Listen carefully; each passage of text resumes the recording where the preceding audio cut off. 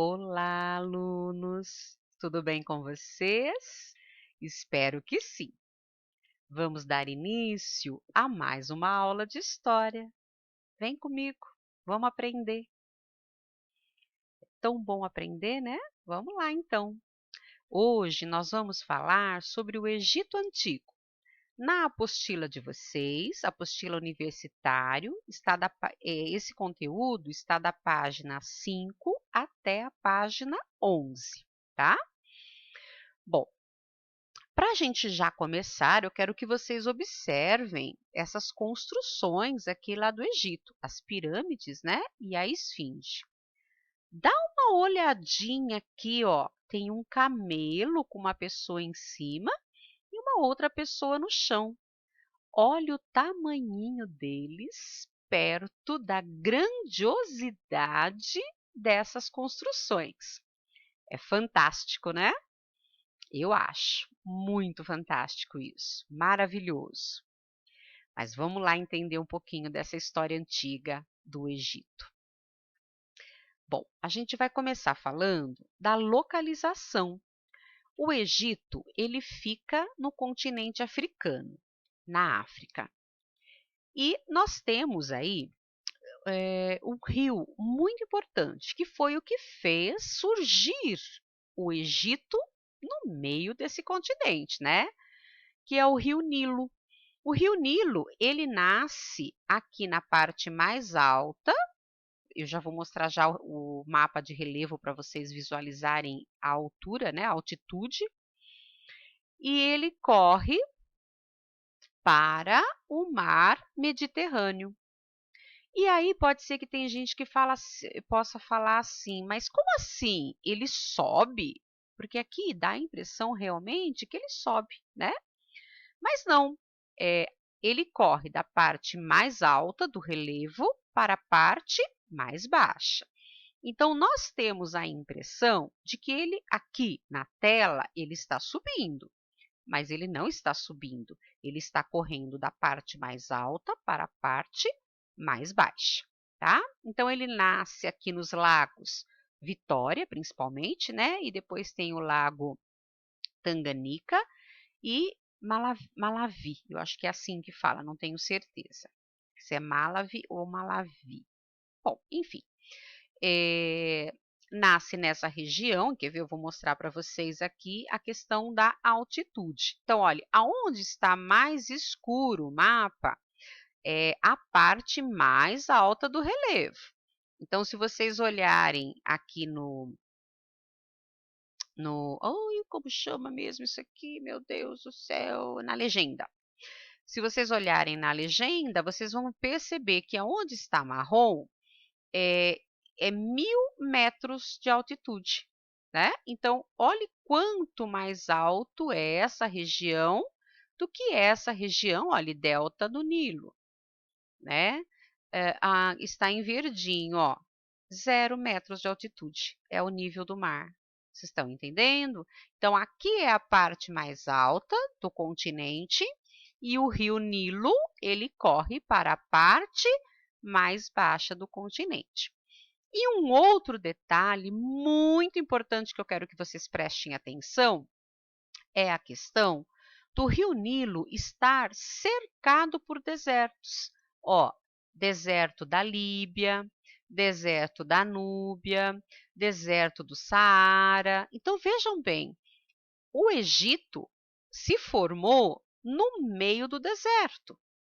Mas por que ele se formou no meio do deserto? Porque no meio desse deserto existia um rio fantástico que trazia uma fertilidade para o território que foi fundamental para que essa população que formou a civilização egípcia se concentrasse nessa região, em meio a um deserto, uma dádiva que era o Rio Nilo, né? Que foi o Rio Nilo e o Rio Nilo ainda existe, né? Ele não secou.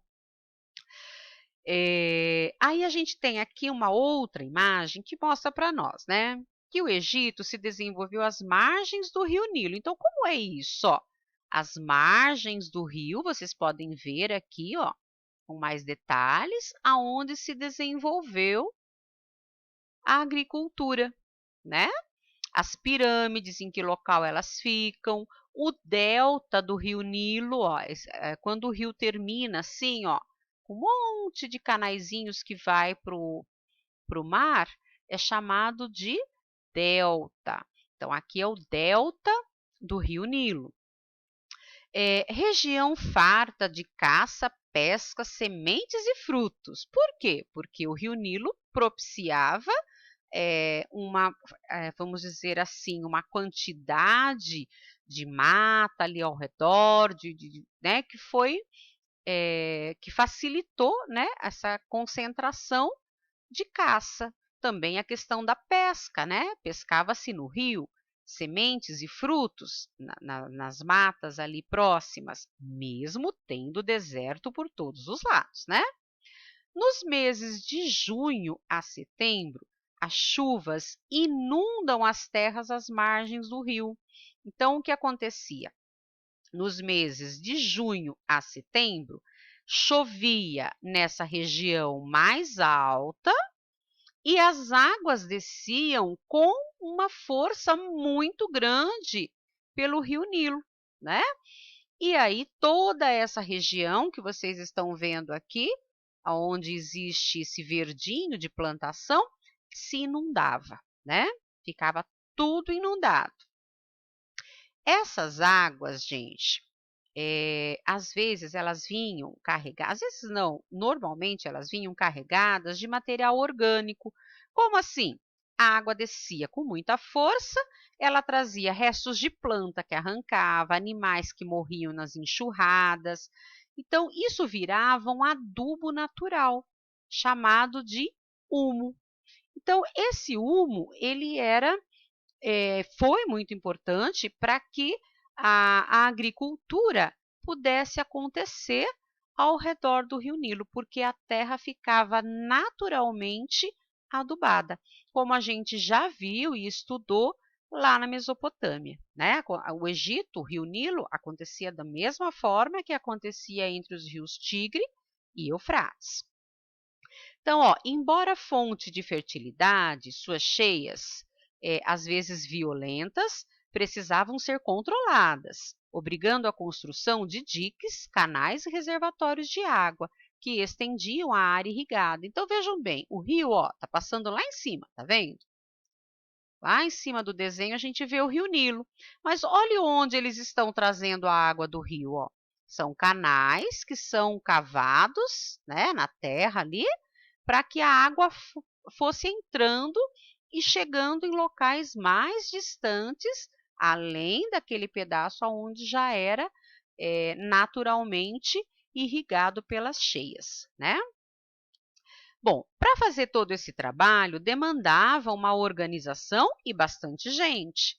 E é aí, igualmente, que a gente viu na Mesopotâmia, favoreceu a centralização do poder. Então, o que aconteceu? Para conseguir organizar todo esse pessoal para trabalhar, precisava ter um líder, um governante. E é aí que surgiu, no caso do Egito, o faraó, né? A economia egípcia, ela era concentrada principalmente na agricultura, tá? Era a atividade principal deles dentro da economia. Os principais produtos eram algodão, cevada, trigo, linho, papiro, entre outros produtos. O papiro era utilizado na fabricação de papel, que era utilizado em diferentes formas de escrita da época. Aí nós temos a questão do governo, né?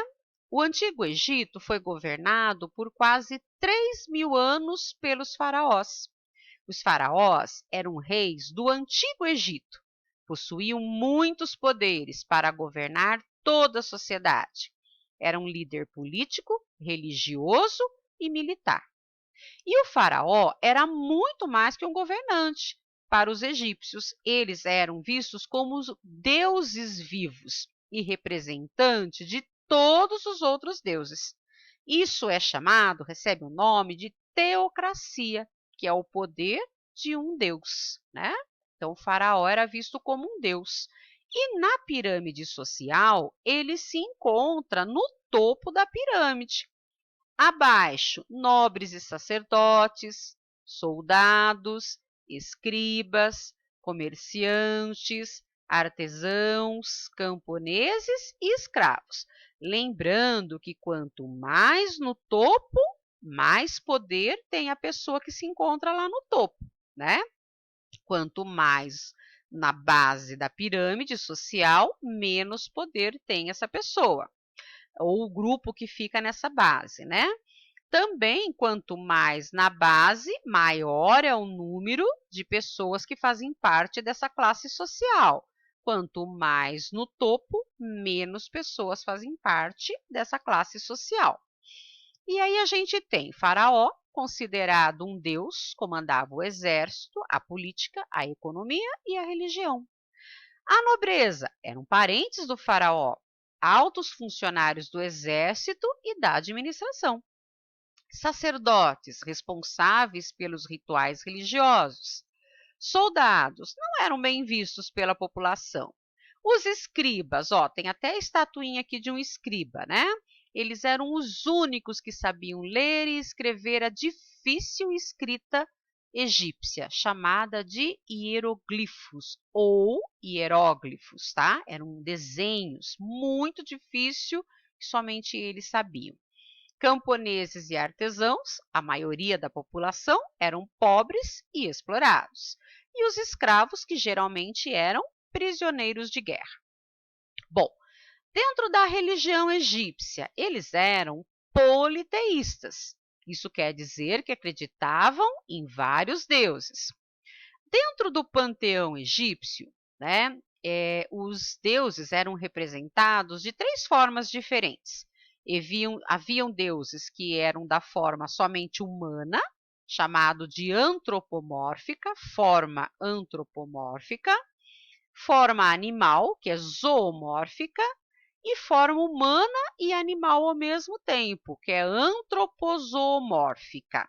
Então, por exemplo, aqui nós temos a cabeça de um crocodilo e o corpo humano. Então, isso é antropo-humano. Zoo, animal, mórfica, forma humana e animal ao mesmo tempo, né?